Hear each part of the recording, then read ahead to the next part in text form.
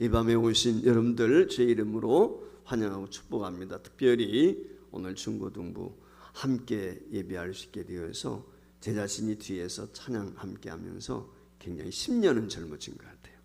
제가 옛날에 4학년 9반이라고 그랬는데 다시 4학년 9반으로 돌아가는 것 같아요. 할렐루야.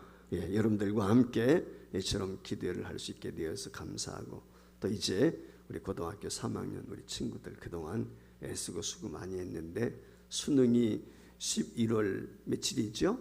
이제 얼마 남지 않았는데 15일인가요? 14일? 예. 18일. 예. 얼마 남지 않았는데 이제 한 달 조금, 한 40일 정도 이렇게 남은 것 같은데 열심히 그동안도 공부한 줄 믿습니다. 기간 동안 하나님께서 갑절의 지혜를 주셔서 그동안 공부한 것들이 다 생각나게 하시고, 또 좋은 결과 있기를 바라고, 또 취업을 위해서 기도하는 친구인데 이미 취업이 확정된 줄 알지만 더 좋은 직장도 하나님이 계획하시면 주실 줄 믿습니다. 오늘 이 저녁에 우리 자녀들을 위해서 기도하게 될 때 피차간에 위로가 되고 힘을 얻고, 또 우리가 가지고 있는 기도의 제목들도 응답받는 이 저녁 될 수 있기를 주의 이름으로 축복을 드립니다. 자, 신앙 생활하는데 가장 중요한 요소가 무엇일까? 자, 신앙생활라고 할 때 신앙생활하는데 가장 중요한 세 요소가 있어요. 첫 번째는 말씀, 두 번째는 기도, 세 번째는 행함입니다. 그래서 요 세 가지를 합쳐서 신앙생활이다, 그렇게 이야기를 해요. 그러니까 말씀과 기도는 신앙이에요. 아울러 행함이라고 하는 것은 삶이에요.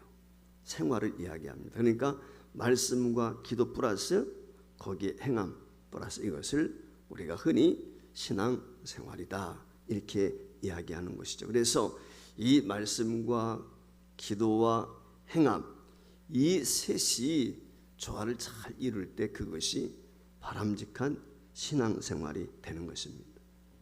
말씀과 기도를 흔히 우리가 이야기할 때 신앙의 본질이다 라고 이렇게 이야기를 하거든요. 따라서 이 신앙의 본질인 이 말씀과 기도가 한쪽으로 치우치면 안 돼. 밸런스를 잘 맞춰야 돼. 균형이 잘 맞춰야 되는 거예요. 한쪽으로 치우치게 되면 자칫 잘못하면 자유주의로 흐른다든지 신비주의로 흐를 수가 있습니다.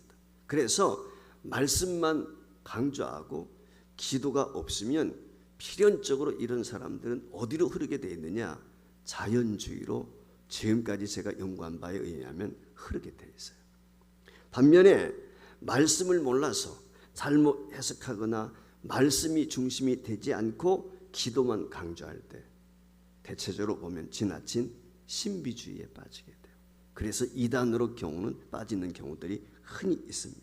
따라서 이 말씀과 기도라고 하는 것은 조화를 잘, 균형이 중요한 거예요. 새가 날기 위해서는 두 날개가 균형이 잘 잡혀야죠. 한쪽에 병이 나면 날 수가 없어요. 아무리 한쪽이 간 겁니다.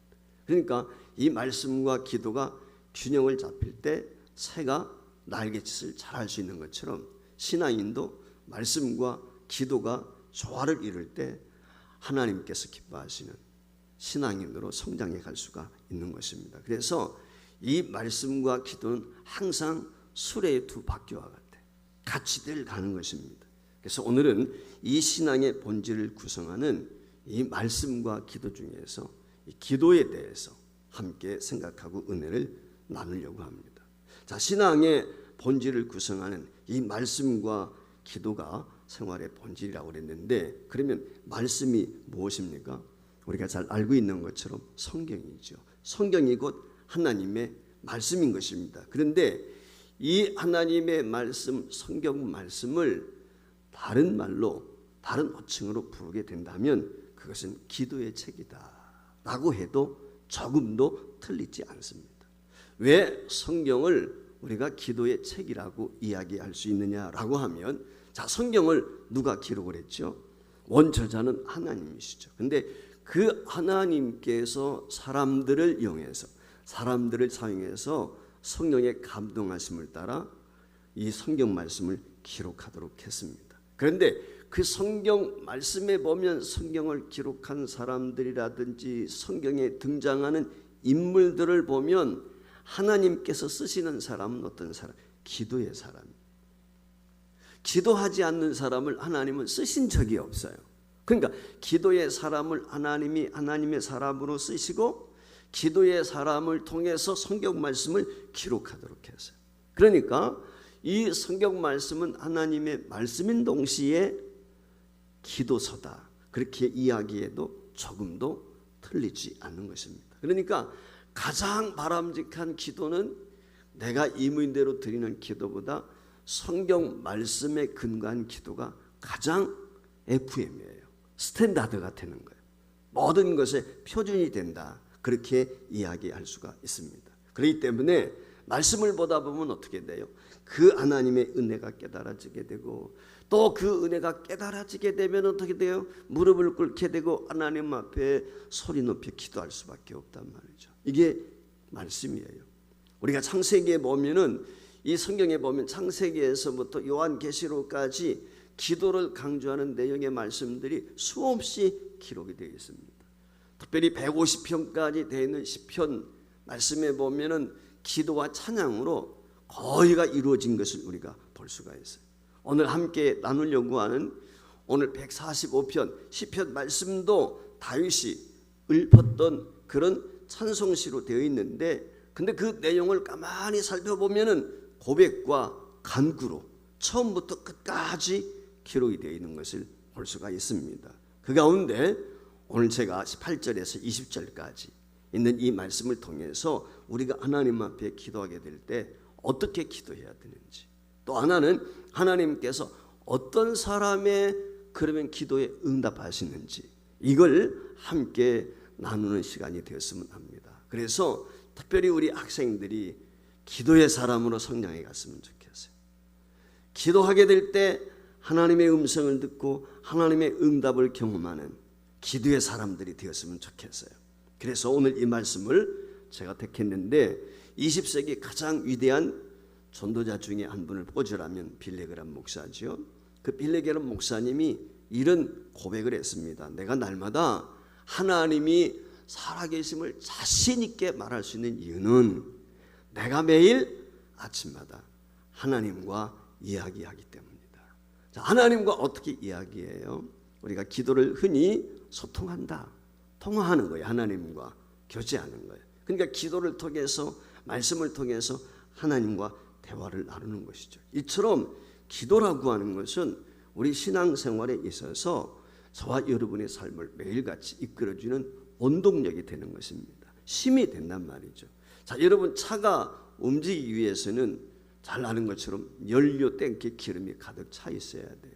연료 탱크에 기름이 없으면 일명 앵꾸다 그래가지고 차가 움직일 수가 없어요. 오늘날은 전기차들이 많이 나오니까 배터리에 충전이 덜 돼 있으면 방전이 돼가지고 나갈 수가 없어요. 며칠 전에 목사님 차가 방전이 됐어요. 며칠 동안 세워놨는데 이유가 어디에 있을까? 이 분명히 배터리가 38% 남아있다고 그렇게 이야기를 했는데 한 3, 4일 세워놨는데 방전이 되고 말았어요. 그래서 이유를 찾아보니까 블랙박스가 있는데 이게 한 5년 전에 나온 블랙박스인데 이게 블랙박스가 문제가 있었다. 꺼놓지를 않고 그냥 이제 블랙박스 주차 이렇게 해놨는데 블랙박스를 만져보니까 블랙박스가 작동이 되지 않고 따끈따끈한 거예요. 가열이 돼서. 그러니까 이 블랙박스가 망가진 거예요. 그러다 보니까 계속해서 차가 주차되어 있는데 배터리는 낭비가 되고 있었던 거예요. 그래서 그 블랙박스로 인해서 이 배터리가 그만 방전이 되고 말았어요. 그래서 결국은 어제 가가지고 이 블랙박스를 교환하려고 하니까, 수리하려고 하니까 수리비가 구입하는 거와 똑같아. 이게 아주 망가져 버려가지고. 그래서 새로 구입을 해서 이제 제가 블랙박스를 설치를 했는데, 이와 같이 방전이 되면, 에너지가 소진이 되면 어떻게 돼요? 앞으로 나갈 수가 없어요. 성도가 살아가는 데 있어서 에너지 역할을 하는 것이 무엇이냐? 기도인 것입니다. 하나님과 연결돼 심의 원천이 되는 하나님과 연결되어, 그게 기도란 말이죠. 그래서 기도가 하나님과 연결되어 있지 않으면은 하나님의 뜻이 무엇인지 분별할 수도 없고 이 세상을 우리가 싸우며 이기며 나갈 수도 없단 말이죠. 그러니까 기도하지 않고 살면 마음은 하나님 뜻대로 내가 살아야지, 이 마음은 있는데 세상 가운데에서, 사탄이 지배하는 세상 가운데서 삶은 어떻게 돼요? 실제는 하나님의 뜻과 반대되는 방향으로 우리가 나도 모르게 그처럼 살고 있는 모습을 볼 수가 있어요. 그 이유는 뭐냐면 능력이 없어서 그래요. 그래서 우리가 항상 해야 될 것 중에 하나가 뭐냐? 기도하는 것입니다. 그러면 오늘 본문 말씀에서 저와 여러분을 향해서 어떻게 기도하라고 말씀을 하고 있습니까? 우리가 어떻게 기도해야 하나님께서 응답을 주신다, 그렇게 이야기하고 있습니까? 첫 번째, 기도할 때 오늘 본문 말씀에 보니까 간구하는 자에게 하나님이 가까이 하신다, 그렇게 18절에 말씀을 했어요. 우리 18절 말씀을 다시 한번 심차게 화면에 뜨는데 읽어보겠습니다. 여호와께서는 자기에게 간구하는 모든 자, 곧 진실하게 간구하는 모든 자에게 가까이 하시는도다 그랬어요. 가까이 한다는 말의 의미는 응답하신다 그 말. 자기에게 간구하는 자 누구? 하나님께. 여기 말씀에 보면 우리가 믿는 대상이, 기도의 대상이 분명히 나와 있어요. 누구예요? 하나님이세요. 하나님.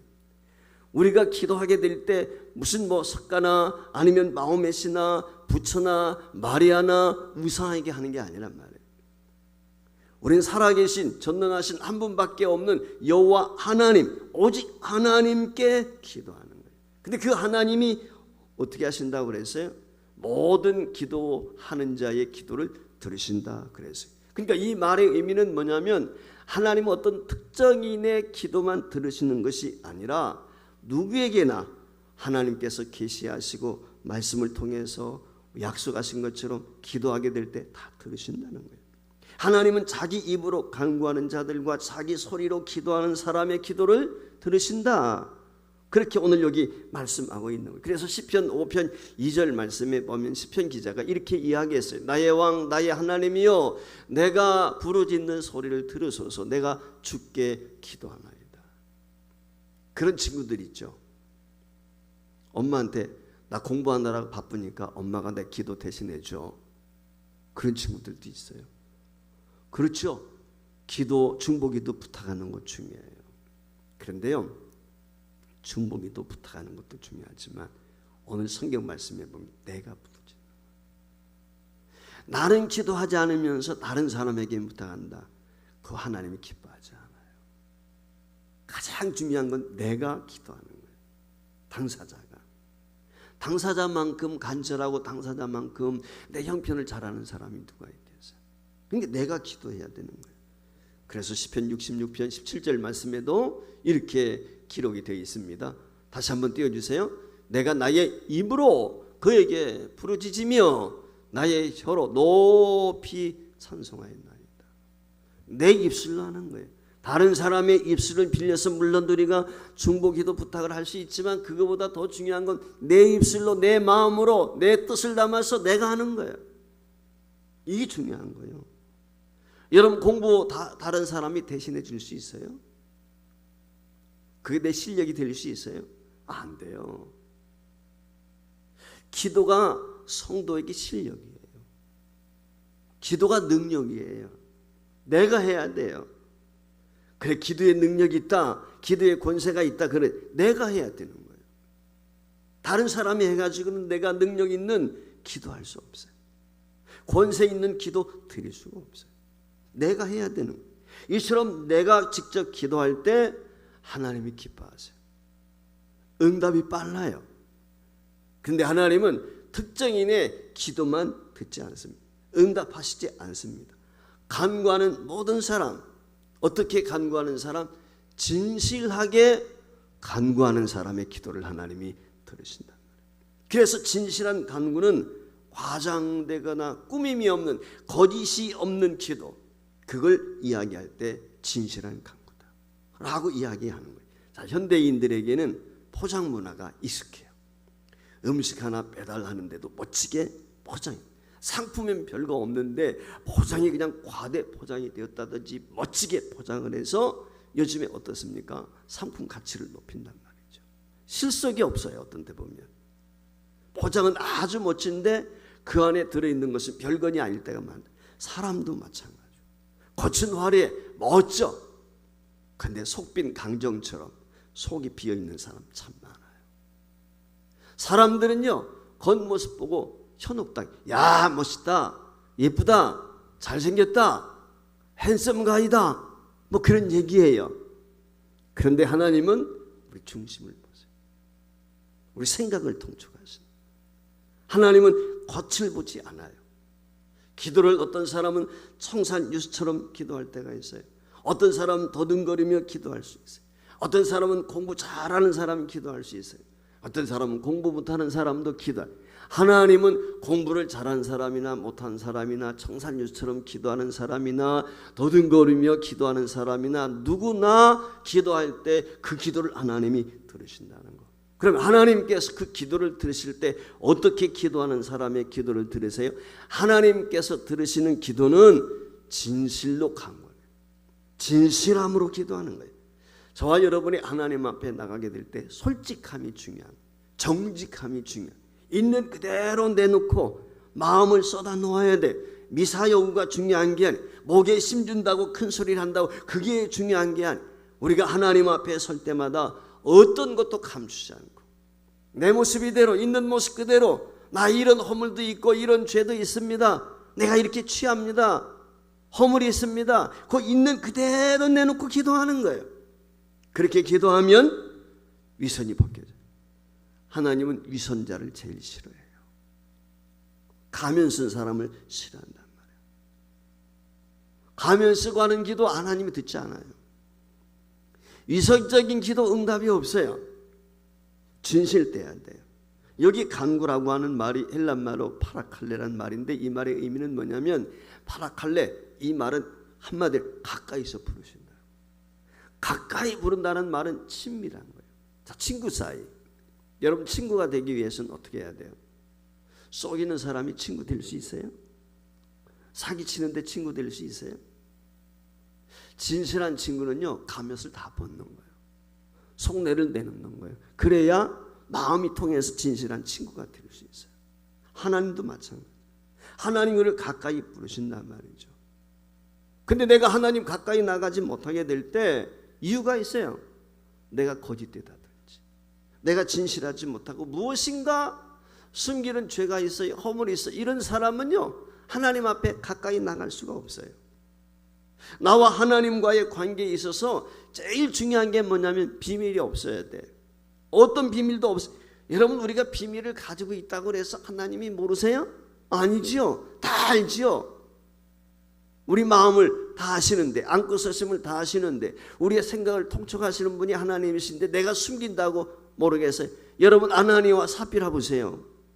사람들은 속여요. 그러나 성령님은 속일 수가 없어요.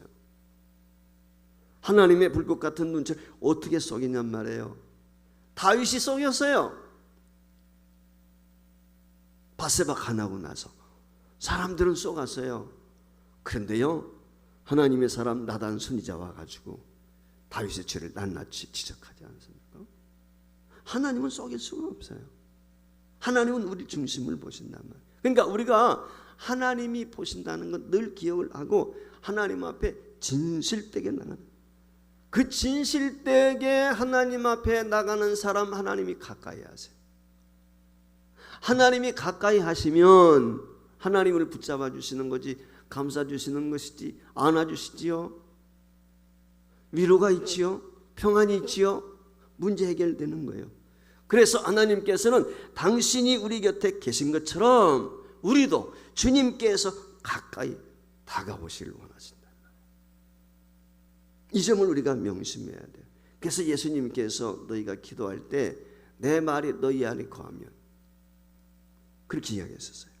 내 말이 너희 안에, 너희가 내 안에, 그 하나가 되는 거죠. 그거보다 더 가까운 게 어디 있어요? 그러니까 늘 우리는 하나님 앞에 진실되게 거짓 없이 있는 모습 그대로, 내가 슬프면 슬픈 대로, 아프면 아픈 대로 가난하면 가난한 대로, 힘들면 힘든 대로, 있는 모습 그대로, 내 모습 이대로 주님 앞에 나가는 거. 그걸 진실한 기도, 그 기도를 하나님이 기뻐하세요. 뿐만 아니라 우리가 기도하게 될 때 가까이 하시기를 원하세요. 가까이 하는 기도, 하나님이 기뻐하시는 것입니다. 가까이 기도하는 것은 마음으로 하나님 앞에 솔직하게 기도하는, 조금 전에 말씀을 드린 것처럼 거짓을 가리고 자신을 드러내지 않고 대충 우선적으로 하는 기도, 이런 기도는 멀리 있는 기도, 바리새인의 기도, 하나님이 기뻐하지 않아요. 멀리 서서 말이죠, 거룩한 척 했잖아요. 예수님께서 비유해서 말씀하신 걸 보면 그런 기도라 안 된다는 말이죠. 가까이 하는 기도는 하나님 앞에 나가는 기도예요. 그럼 우리가 하나님 앞에 가까이 나갈 수 있는, 눈으로 보이는, 마음으로 물론 우리가 가까이 나가야겠지만은 저는 그렇게 생각을 해요. 교회 나와서 기도하는 거예요. 교회 나와서 기도해요. 가정에서 기도할 수 있어요. 그런데요, 하나님은 교회 나와서 기도하시는 거죠. 예수님도 성전에서 기도하셨어요. 그 예수님도 말씀하시길 내 집은 만민이 기도하는 집이다 그랬어요. 여러분 초대교회 보세요. 베드로를 비롯해서 사도들이 정한 시간에 어디 가서 기도해? 성전에 올라가서 기도했어요. 요한복음 3장에, 사도행전 3장에 보면 그러다가 안진뱅이 일으켜 놓고, 그렇죠. 정한 시간에. 베드로가 비장이 시몬의 집에 거할 때에도 정한 시간에 예루살렘으로 향한 그 옥상에 올라가서 기도하게 될 때 환상을 본단 말이죠. 다니엘이 어떻게 기도했어요? 외국에 포로로 잡혀가 있지만은 예루살렘으로 향한 문 쪽을 열어놓고 하나님 앞에 기도하게 되었을 때 놀라운 구원의 역사를 경험하잖아요. 여러분, 가급적이면 우리가 기도하게 될 때 집에서, 현장에서 기도하는 것도 중요하지만 늘 깨어서 기도한다는 말은 어떤 상황 가운데 있든지 기도해야 되나, 더 중요한 건 우리가 시간을 내서 하나님 앞에 작정하고 주님 앞에 나와서 기도하는 것이 참 중요해요. 지금도 마찬가지. 야, 성전에서 기도하는 건, 예배당에 나가서 기도하는 건 옛날 방식이야. 아니에요. 천만의 말씀이에요. 하나님은 지금 이 시대에 교회에 나와서 기도하는 사람을 더 기다리고 계세요. 더 찾고 있단 말이에요. 제가 지금도 잊어버리지 않고 늘 생각나는 자매 하나가 있어요. 김영미라고. 제가 지도했던 아이인데, 이 아이가 청년 때 제가 만나서 지도를 했는데, 이 아이가 중학교, 고등학교 때 학교를 다닐 때 혼자 예수를 믿었어요. 혼자 예수를 믿는데 옛날엔 교복을 깔끔하게 입고 다닐 때거든. 여학생이니까 그 교복을 입고 가방을 들고서 꼭 교회 예배당에 오는 거예요. 그리고 학교 등교하기 직전에 기도하고 가요. 혼자 예수 믿어. 그리고 학교가 파괴되면 꼭 집으로 가기 전에 교회 들려서 꼭 기도하고 가는 거예요. 아버지, 어머니, 오빠, 자기 여동생 2명, 6식구인데요. 하나님께서 그 기도를요 외면하지 않으셨어요. 그 아버지가 목재소를 했는데 제가 그 교회를 9년 동안 부교육자로 섬겼거든요. 그러니까 그 아이들이 다 제 제자예요. 그런데 이 딸 하나에 하나님께서 믿음을 보시고요, 동생들 2명이 먼저 교회 나왔어요. 그리고 부모님이 교회 나왔어요. 맨 나중에 오빠까지. 나중에 오빠 결혼해서, 그러니까 올케인가요? 다 나왔어요. 이 한 사람의 기도가 말이죠. 근데 그 여동생 2명은, 하나는 이화여대 피아노과, 하나는 숙명여대 피아노과를 나와서, 그래서 언니가 작년부 본예배 반주하고 얘는 고등학교 때 학생부 반주를 해서 제가 학생부 지도하고 청년들 지도할 때, 그 언니가 시집 가고 나니까 이 동생이 또 그 교회에서 본 반주를 하고, 물론 피아노 반주하는 아이들이 10명도 넘었어요. 큰 교회였고 음악하는 아이들이 많이 있었으니까. 그런데 자매간에 말이죠, 형제간에 대를 이어서 반주했어요. 하나님이 그 가정을 그렇게 축복. 한 사람의 그 아이가 한 번도 그러지 않는 거예요. 좋은 남편 만나가지고 가정을 이루고, 그 동생들도 그 막내가 김영림이라고, 요놈아가 내가 아주 어릴 때 만났던 애인데, 요 아이가 자라가지고 말이죠, 제 제자 가운데 정성명이라고 하는 친구가 있는데 장로님한테 얘가 목사가 됐어. 그리고 얘하고 둘이 한 교회에서 눈이 맞아가지고 결혼해가지고 지금 사모가 됐네. 그래가지고 이 정성엽이라는 친구는 우리 교단 총회 총무로 지금 일하고 있어. 총무. 총회를 관장하는 모든 업무를, 총회장을 보좌하면서 총무로 지금 일을 하고 있어요. 하나님께서 이처럼 하나님을 가까이 하는 사람을 축복하십니다. 우리 친구들도 학교 오가면서 교회 들려서 기도하세요. 하나님이 제일 기뻐하시는 거예요. 하나님을 가까이 하고 기도하게 될 때 진실한 기도를 드려. 하나님 성전에 나와서, 예배당에 나와서 기도하면 왠지 더 경건해, 그런 마음이 들잖아. 간절해지잖아. 그러니까 그 기도가 하나님도 기뻐하시는 거죠. 두 번째, 우리가 기도하게 될 때 하나님께서 경외하는 자의 소원을 들어주신다. 오늘 여기 19절에 그렇게 이야기했어요. 같이 읽어봐야시죠. 그는 자기를 경외하는 자들의 소원을 이루시며 또 그들의 부르짖음을 들으사 구원하시도다. 경외한다는 말이 뭐예요? 하나님을 섬기는 거죠. 하나님을 잘 섬기는 것, 두려워하고 하나님을 높여드리는 것, 그것이 하나님을 경외하는. 하나님은 우리 아버지세요. 우리의 창조주가 되세요. 하나님은 사랑의 하나님이시면서 동시에 공의의 하나님이세요. 하나님은 참 부드러우세요. 그런데요, 강하십니다. 하나님은 용서하세요. 그러나 반드시 죄는 벌하세요. 이게 우리 하나님이에요. 이 하나님을 잘 알아서 우리가 하나님 앞에 회개하지 않고 잘못된 게 서 있다면 어떻게 되겠어요? 하나님은 우리가 깨닫도록, 회개하도록 채찍을 가하시는 거예요. 징계가 없으면 사생자예요. 내 아들이, 내 딸이 잘못하면 부모가 훈계한단 말이에요. 때론 매를 댄단 말이에요. 남의 자식이 잘못해도 그거 내버려 두지요.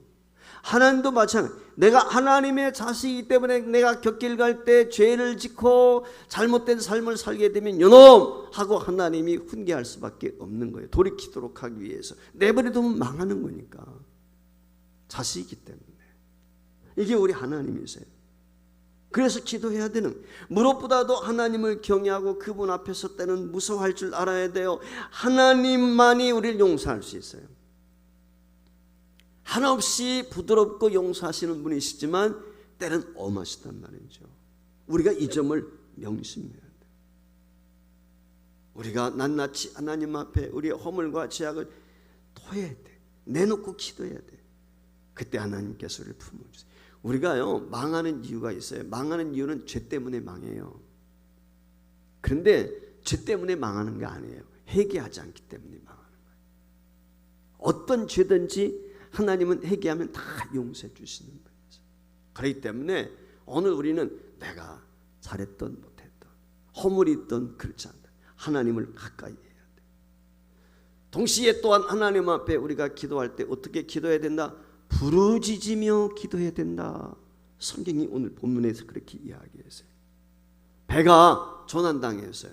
풍랑을 만나가지고 외딴 섬에 정착을 했어요. 선원들이. 자, 여러분, 외딴 섬의 무인도에 배가 스루드스에 걸려가지고 말이죠, 사도행전에 나오는 것처럼 조난당했을 때 여러분 어떻게 될까요? 무인도에서 구원을 기다리는 사람이 어떻게 해야 되겠어요? 잡담이나 하면서 시원한 그늘 밑에서 쉴 수 있어요? 아니죠. 주변에 있는 나무라든지 이와 같은 것들을 모아다가 불을 빈다든지 연기를 높이 올라가도록 한다든지 무슨 나무 꼭대기에다 깃발을 단다든지 말이죠. 자신들의 옷을 찢어가지고 그렇지 않겠어요?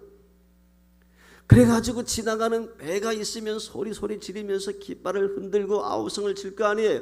비행기가 높이 지나간다 하면은 연기를 통해서 불을 펴가지고 그래도 신호를 알리지 않겠어요? 그렇지 않습니까? 그래야 구원을 받을 수 있지. 오늘 여기 본문 말씀에 보면 우리가 하나님 앞에 기도하게 될 때 어떤 마음으로 부르짖어 기도해야 된다고 그렇게 말씀을, 부르짖어 간구하는 자를 구원하신다, 하나님이 이렇게 약속을 했어요. 부르짖는다는 것은 하나님의 구원을 기다리는 사람들이 취할 수 있는 최대의 특권이에요. 아무나 부르짖어 기도할 수 있는 게 아니란 말이에요. 성도만이 할 수 있는 거예요. 여러분, 소경 바디메오 보세요. 예수님이 지나가신다 하니까 다윗의 자손 예수여 나를 불쌍히 여기세요. 그 부르짖음을 듣고 예수님이 발을 멈추시고 그의 눈을 뜨게 하셔서, 가나안 여인이 자기 딸이 흉악한 귀신에 들렸어요. 이방 여인이에요. 가나안 여인은 개돼지 취급을 받는 사람이에요. 그런데 자기 딸을 치료받기 위해서 주님 앞에 나왔어요. 야, 조용히 해, 잠잠히 해. 사람들이 그 여인 바디메도 마찬가지지만 말이죠. 그런데도 소리 질렀어요. 내 딸이 흉악한 귀신에 들려서 지금 죽어갑니다. 불쌍히 여겨주세요. 예수님이 그랬어요. 내 믿음대로 될지어다. 할렐루야. 여러분, 누가복음 18장에 보세요. 불의한 재판관 얘기 나오거든요. 억울한 일 있는 과부가 가가지고 자꾸 재판관을 귀찮게 해요.